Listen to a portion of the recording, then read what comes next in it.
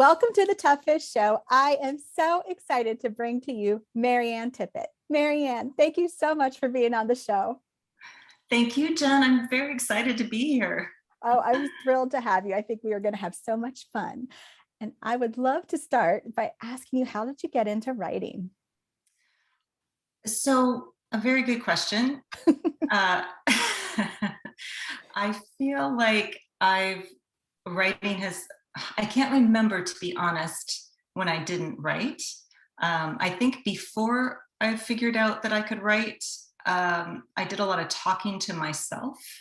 And then once I realized what a pen can do in paper, that became my way of just expressing myself. And so, I wrote a lot of angsty poems in high school, and any feeling that crossed my way. And then I started to notice in school that writing, I seemed to do well in writing related tasks without a whole lot of effort. And from there, I think I always wanted to be a novelist. A lot of people with your background especially think, okay, you start with a short story and then here's the progression. But I didn't want to do all that. I wanted to be a novelist.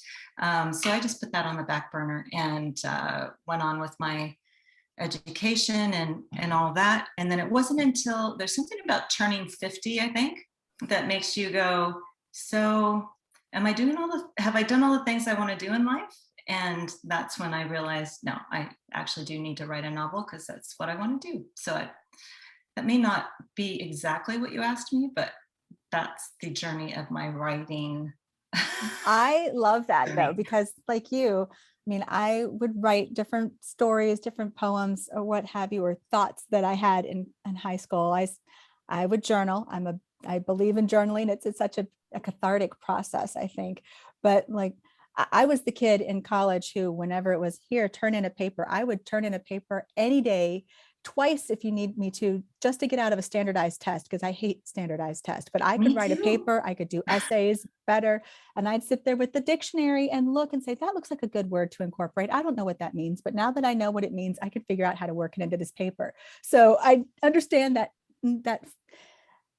interest with writing and figuring out, like, where could this go, but not really knowing what to do with it immediately too, in some ways.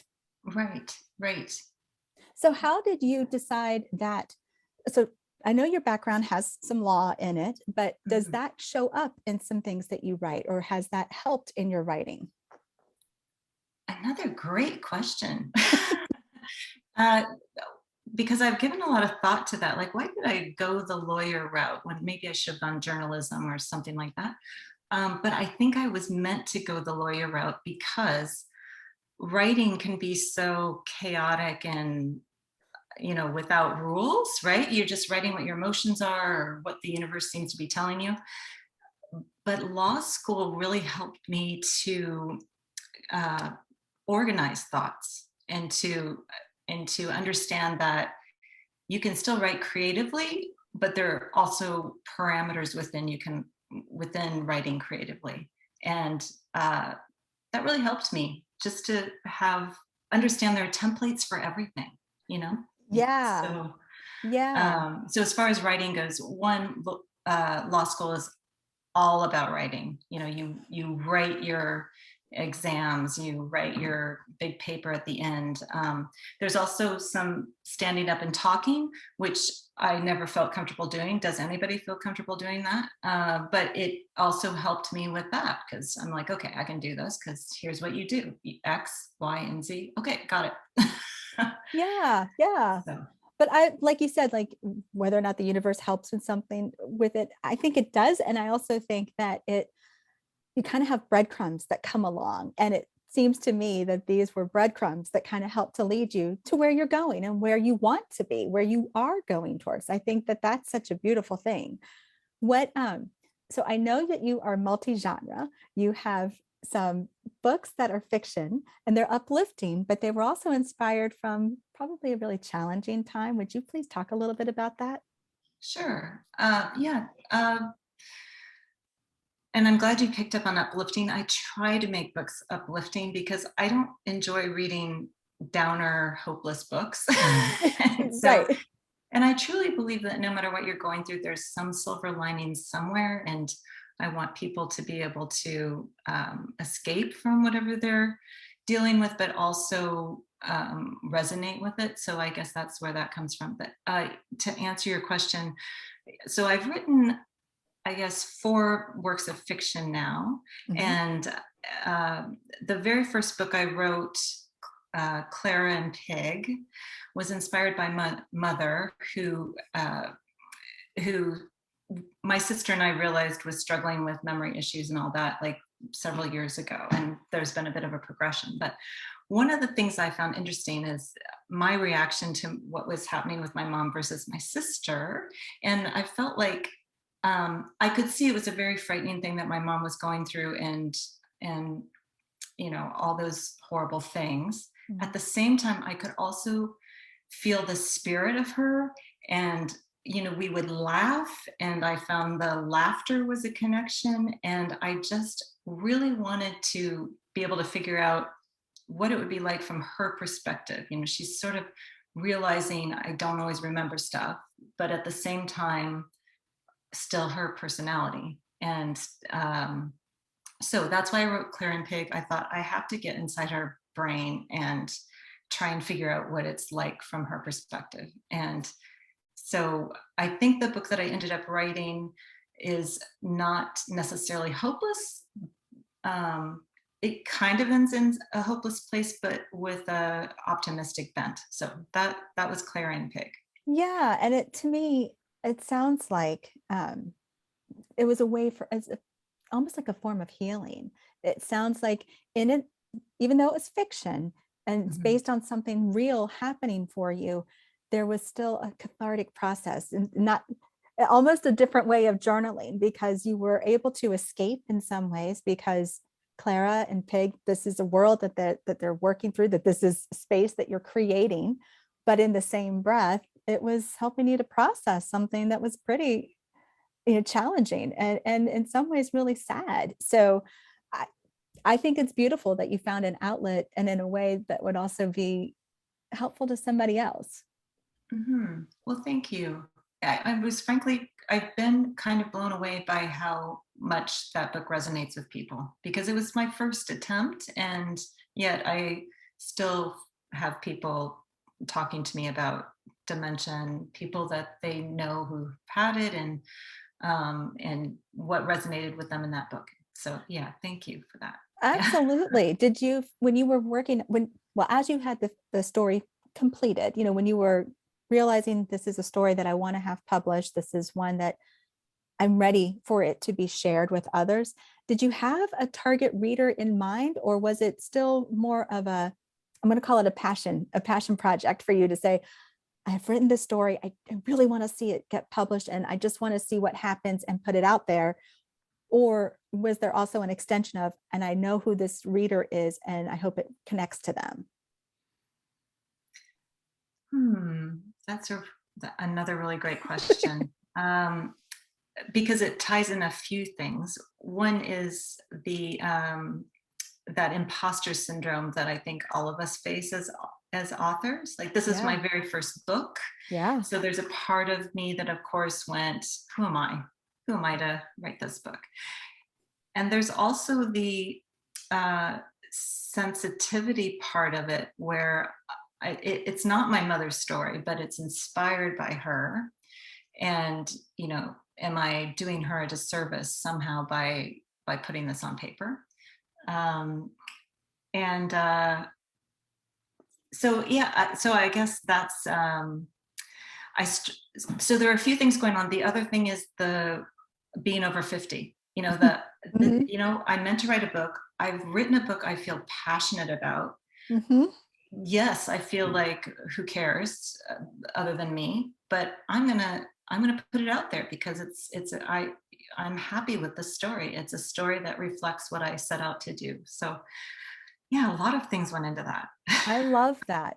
I love that. Did you, when you did face, to your point, a form of imposter syndrome, and I think that can happen in this space. Sometimes it's a matter of just getting started and getting your thoughts initially onto paper. Sometimes it's after it's written and you're going, who am I to get this out into the world? And then it's, oh, I got it published. Oh, now you want me to talk about it. What? So it kind of shows up in different spaces, because kind of like that new devil idea, and that new devil presents itself like, really? But I look at it that it wasn't, that story was given to you so that you could help share it, that you could help write this message, because you might help somebody and you might not ever realize that you did. And I love this. I love the idea of what you created in this. So whenever you faced imposter syndrome, whenever you faced that voice of going, really? how did you overcome that? Was there something in particular that you did to overcome that? Well, as far as making the decision to publish, I'm not sure what got me over that hurdle, other than, this is from my heart and I'm proud of it and I should put it out there, regardless of how shy I feel about it. But the other thing that I think really helps with imposter syndrome, and this is like a shameless plug for my most recent book, but I attempted to write novels many times in my life, and raising children was a big priority for me, and I found I couldn't do both. I couldn't put my whole heart into raising kids and also write some phenomenal novel. It just never happened. So when I finally got into a place in my life where I thought, okay, the kids are reasonably self-sufficient, and reasonably it's like a big gap there between what's reasonable and what's not. But anyway, they're reasonably self-sufficient. I have no more excuses. So I had always wanted to compete in this write a novel in 3 days contest. Okay. That happens in Canada every year for 44 years. I'd seen some blurb about it ages ago. And so I sat down with my husband one day and I said, I need you to do all the things that I usually do for 3 days, because I really want to take part in this contest. And so that, I don't know what made me think that was the way I needed to go. I just knew it was something I had to do. That contest made me realize, if I have to sit and focus on one thing for 3 days, I will actually get it done. And it reminded me of all those high school essays I wrote at 2 a.m. And, and I thought, okay, so this is the only way I'm going to be able to do this.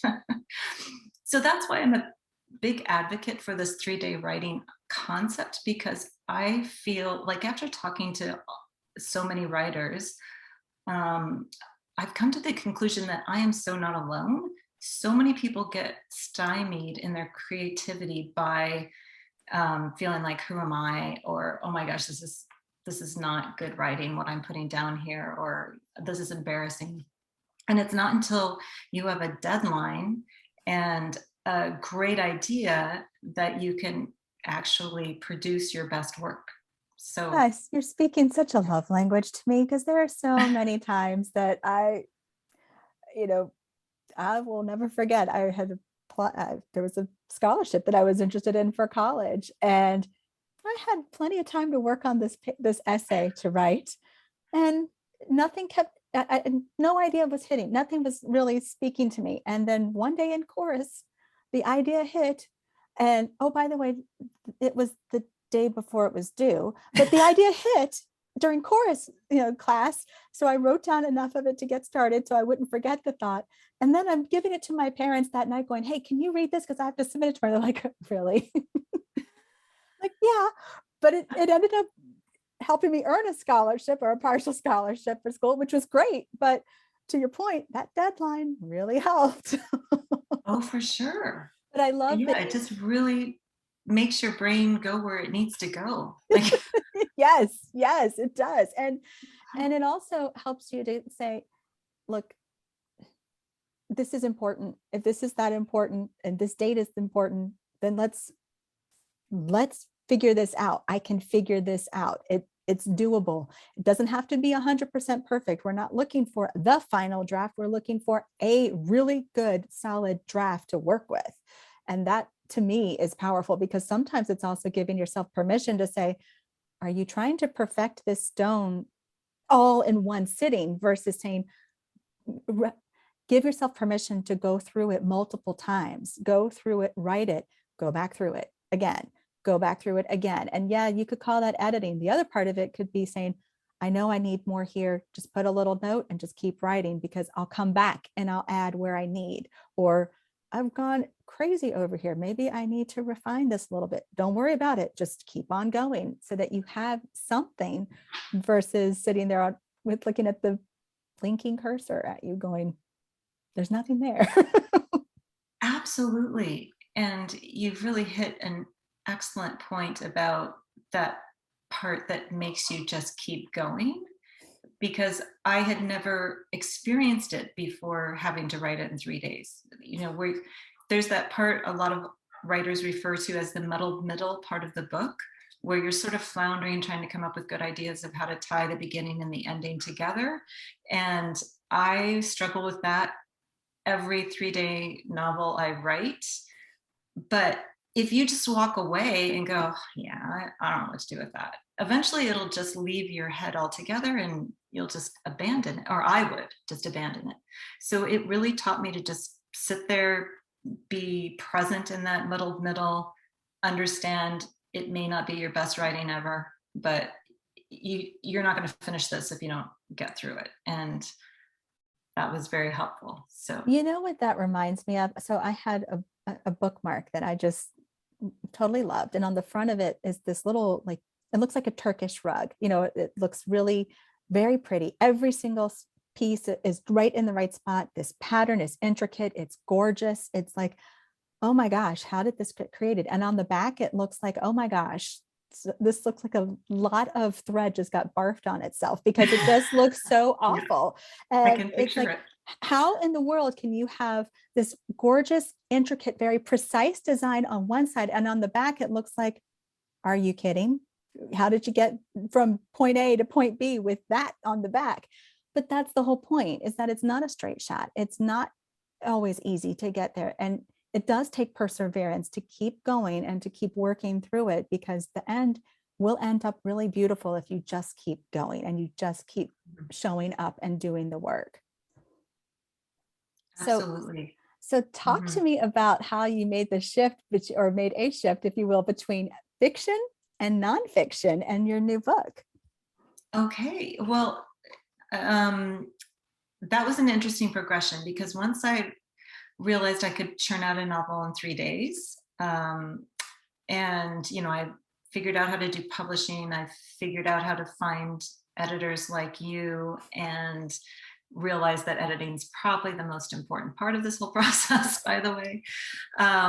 Once I did that, I thought, is there something I can share? Because there are a lot of writers out there who've been through what I've been through, and what have I learned? What have I learned that might benefit someone? And this 3-day novel writing process had been something that I kept researching, because I couldn't figure out how it worked.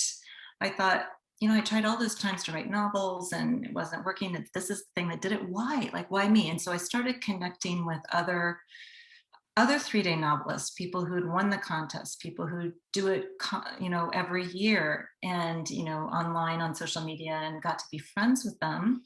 And then I came across on like several podcasts, these books that people are writing about deep focus, and how you can do your best work in a shorter amount of time than people realize, and those kind of things. So I pulled together all those resources, and I thought, okay, so this is something I can share with people. I can show them that 3-day writing is a vehicle for channeling sort of your best self and getting that product down on paper.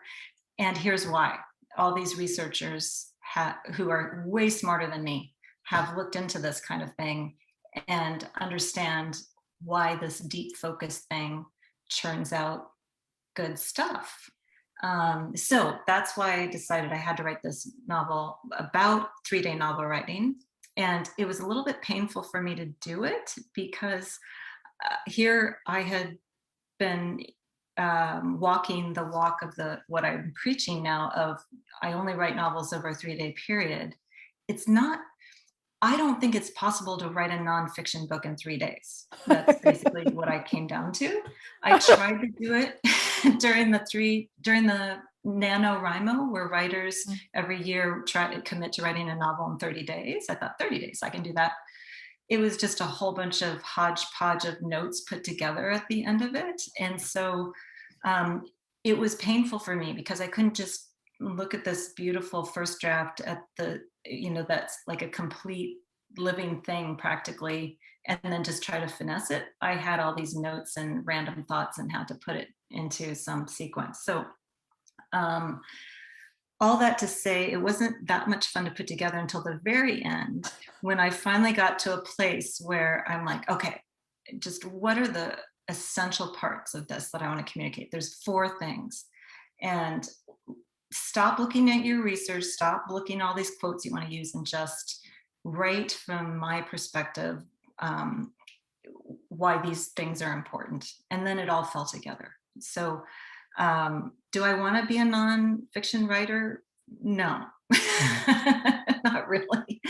But I'm very grateful that I did it, because I've had so many people that I didn't even know were following me or knew about this book contact me and say, I'm definitely getting your book because I'm stuck on a novel I'm writing right now, and I really want to write a novel someday. So that makes me feel very happy that that initial impulse that this is something people should know about was right. People do want to know about this kind of thing. Absolutely. But it also shows that you, like you said, you walked your talk. This wasn't something that you just decided like, oh, this sounds like a great idea to do. This was, I've done this and I've done it again. And I realized this is something that it can help more people.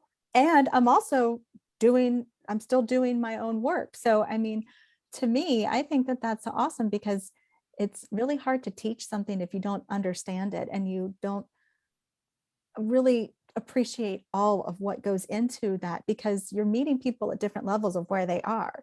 And when they're reading your book, they're figuring out, okay, this is what she's teaching. This is what I can do this too. She's also modeling the very thing that she's teaching. So if she can do it, I have a chance to be able to do this too. And I think that that's awesome. I personally think it's brilliant that you did that. So, I mean, really, it is, because you're showing what's possible and you have done it. And then you can also, whenever you need to, say, this is how this helped me in this phase of this book, or this is how this helped me during this part. I think that that was spot on to do. And I'm glad you received such good feedback, because I mean, that means it's helping. And that's exactly what you wanted to do, to be of service. It is. And that's actually the biggest payoff, right? To just know that that it's helping someone. I have a really good friend. I just went to dinner last night, and she is not a writer. She just retired, but she got this idea in her head. And I was telling her, just write it down, like you don't have to overthink it. She wrote it down and we looked at it over dinner, and it's such a great idea. And her first attempt at it is so her voice and so lovely. And I was just like, oh my God, I'm so happy for you. That's awesome. But that to me is just confirmation, if you will. Look at it, shows that what you wrote it's going to help people, and it is helping people. Oh, Mary Ann, I love that so much. So much. So do you have any more books coming down the pike that are modeling this 3-day zone method? Well, yes. So the last 3-day novel contest I participated in, I wanted to write, I figured out that rom-coms are sort of my favorite thing. They're just the happily ever after, the funny parts, that I don't know what it is. There's something about the rom-com that I just love. So I wanted to experiment with that again. And the book that I wrote for the contest this year, I'm very happy with. It takes place in a town that's warm, yet is obsessed with Christmas, and Nice. you know, and it's one of those sort of enemies to lovers, where the guy next door is like the Mr. Darcy grouchy guy, and then Miss Sunshine is two doors down.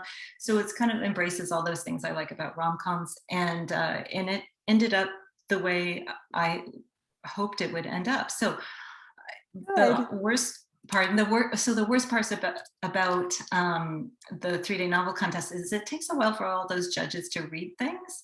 So you really do have to wait almost a year before you hear if your book's going to win. And in the meantime, you can't really publish it, because if you publish it, then you can't win. Ah, okay. And not that I think that I'll win this one, but I'd hate to like feel like I could have, and I went ahead and published it. So that one I'm very proud of.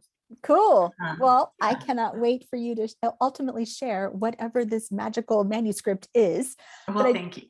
I do have a question for you though. So Okay. to your point about the contest, did you have to have like a cover design already and like a book blurb, some of the things that do go into getting the book published? Do you have to have all of that like almost like it's packaged and ready to go to hit publish when you submit it? Or are you submitting a manuscript that still has those pieces left to do? I'm pretty sure most people go with the latter, Okay. because the whole point of the contest is really not about publishing your own work. It's about taking this idea you have that you just can't shake, and staying with it for 3 days. So people who turn this in, from what I can tell, we try to give ourselves time at the end to edit so that it's not like a mess. But other than that, that's the best you can do, right? Get a story out, make sure it's actually readable, and then that's all there is. But there is something very unique about these 3-day novels that win, because the grand prizes you get published by this publishing company called Anvil in Vancouver. Nice. And the things they publish are, it's very clear that they try to preserve that 3-day mindset. So they don't try to turn it into some, bigger thing that it is. They just make sure that it's readable. Somebody can read it and understand the thread. So they end up being very almost artistic books, where you just get lost in it, almost like a poem, because you can Yeah. see that this person just went from beginning to end, and where the minds go, it's crazy. So no, as far as I know, people don't have that mindset of, I know the blurb, I know what the cover's going to look like, and all that stuff. Now, in this book that I just wrote, though, because I love learning new things. That's part of what being an indie author means to me, is I get to learn. And I started coming up with cover concepts just through this app that I have, just for fun, because I'm like, I wrote this book, I think it's going to be called Love Actuary. And then I tried to put together a little cover concept of what that might look like. And I could see that people were really resonating with the cover. So that was fun. So maybe someday I'll be a cover artist. But yeah, but other than that, no, people don't approach it blurb, cover. No, that's good to know though. That's good to know. Yeah. So to kind of, again, setting that expectation of what you're going to be turning in and knowing how far you need to have your piece ready. So yeah, I hope you win. I hope you win. Oh my gosh, that is so cool. I'm so excited for you. That's so fun.